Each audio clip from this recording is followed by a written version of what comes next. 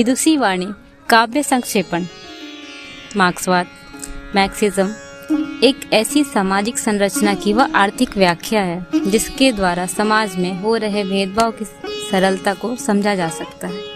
मार्क्सवाद क्रांतिकारी समाज का एक वह स्वरूप है जिसके पूर्ण रूप से आर्थिक एवं सामाजिक समानता में विश्वास रखता है। इस प्रकार हम कह सकते हैं कि मार्क्सवाद सभी नागरिकों की समानता का एक दर्शन है। साथ ही हम बताते चले कि मार्क्सवाद का जनक जर्मनी के महान विचारक कार्ल मार्क्स को कहते हैं। मार्क्सवाद का उदय पूंजीपतियों के तहत की जाने वाली शोषणकारी स्थितियों को समाप्त करने और समाज में समान भाव लाने की दिशा में एक ठोस कदम था।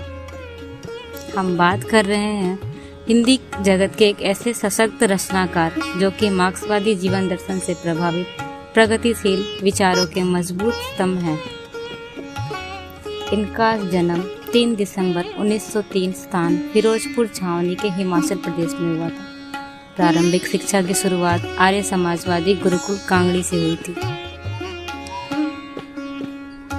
यशपाल जी का पारिवारिक माहौल आर्य समाजी था। इनका परिवार आर्य समाजी का समर्थक था, जिस कारण इनकी माताजी चाहती थी कि इनके अंदर भी वही संस्कार हो, इसलिए प्रारंभिक शिक्षा गुरुकुल से प्रारंभ हुई। तत्पश्चात की उच्च शिक्षा के लिए राष्ट्रीय कॉलेज में दाखिल हुए। इनकी व्यक्तित्व की बात करें तो बाल्यकाल से ये विद्रोही प्रवृत्ति के रहे, जो समय के साथ साथ चिंगारी से ज्वालामुखी में परिवर्तित हो गई। स्वाधीनता से पूर्व जन्मे यशपाल जी ने अपने आयु के बढ़ने के साथ साथ ब्रिटिश शासनों का बढ़ता हुआ स्वरूप देखा था तथा उनके आतंक को भी भली भांति अनुभव किया था, जिसमें भारतवासियों के लिए सड़कों पर चलने के लिए अनुमति की आवश्यकता पड़ती थी।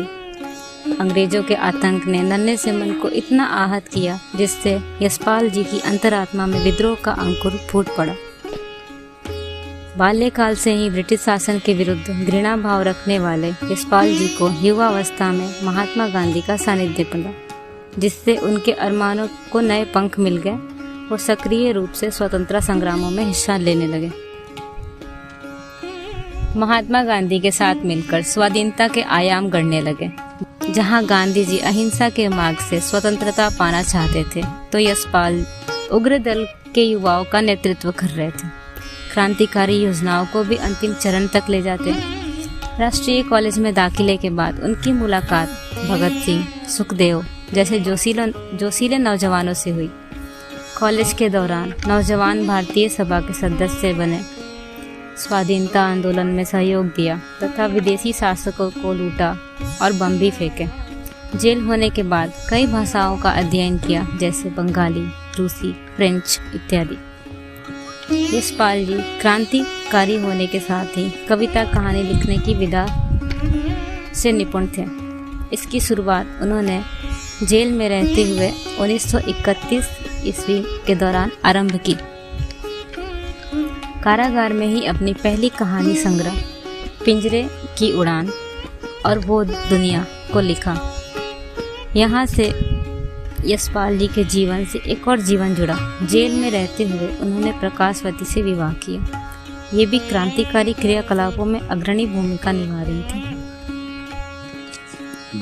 जेल से छूटने के बाद इन्होंने अपनी कलम की धार तेज की।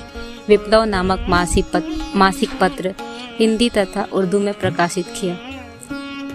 जहां इन्होंने अपना संग्राम बुलेट से शुरू किया था, वहीं उसे बुलेटिन में तब्दील कर दिया। अपनी रचनाओं में अंग्रेजों के अत्याचारों और आतंकों का भरपूर विवरण दिया।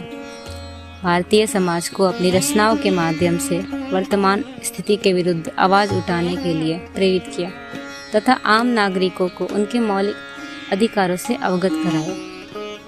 यशपाल जी ने अपनी कला को समग्र रूप से व्यापक बनाया।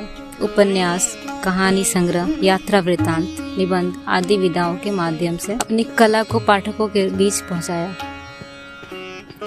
पाठकों के द्वारा उनकी रचनाओं को भरपूर तरह स्नेह और सम्मान मिला। इनकी 16 कहानी संग्रह प्रकाशित हुई, जिनमें ज्ञानदान, अभिशप्त, भस्मावृत्ति, चिंगारी, फूलों की कुर्ता, तूफान का तर्क, उत्तराधिकारी इत्यादि हैं। इनकी कहानियों का विषय अधिकांशतः समाज में हो रहे स्त्री पुरुष के बीच भेदभाव, स्त्रियों का शोषण, स्त्रियों के शोषण पर उचित प्रश्न उठाते हैं। यशपाल जी स्पष्ट रूप से भाषा के संबंध में अपने विचार रखते थे। वे मानते थे कि हिंदी और उर्दू के बीच भेदभाव अंग्रेजों ने उत्पन्न किया है, समाज में धार्मिक भेदभाव बढ़ाने तथा हिंदू और मुसलमानों के बीच की शांति को भंग करने के उद्देश्य से किया, जिससे उनकी नौकरशाही का काम चलाने के लिए एक जटिल भाषा गढ़ी गई। इसके लिए फारसी लिपि नियत कर इसका नाम उर्दू रख दिया। हिंदी और उर्दू एक ही भाषा है जिसकी परंपरागत लिपि देवनागरी है। यशपाल जी की भाषा शैली कथ्य के अनुसार अपना स्वरूप निर्माण करती है। जनबोली में प्रचलित देशज शब्दों को लेकर उर्दू, पश्तो, अंग्रेजी और रूसी भाषा तक शब्द अपने कृतियों में प्रयुक्त किए हैं। पात्र, परिस्थिति तथा अनुभूति और विचारों के अनुसार भाषा को सजीव बनाए रखने के लिए उन सभी स्रोतों से शब्द ग्रहण किए हैं। उन्होंने अपनी रचना दिव्या में प्राचीन सांस्कृतिक वातावरण बनाए रखने के लिए अग्रहार, आयुधजीवी, कपिशायनी, जेठक, मरेय जैसे शब्द कहानी को जीवंत बनाने के लिए उपयोग किया है। अपनी कृति मनुष्य के रूप में जनभाषा का उपयोग किया। गम में खुशी में उनके द्वारा लिखा गया यह पुस्तक लखनऊ के नवाबी जीवन को सजीव करने के लिए उर्दू के बोल अंकित किए। देशद्रोही उपन्यास में पश्तो भाषा का बेहद उपयोग किया। ये यथार्थवादी शैली के एक विशिष्ट रचनाकार हैं। यशपाल जी के सुलझे हुए व्यक्तित्व ने हिंदी गद्य शैली को नई दिशा दी है। विचारों की स्पष्टता, अनुभव की विविधता, भावों की सरलता, चित्रों की सम्यता, व्यंग की तीव्रता, हास्य की मधुरता तथा विवरण की विशदता और भव्यता ने मिलकर उनकी गद्य शैली को आकर्षक और प्रभावशाली बना दिया।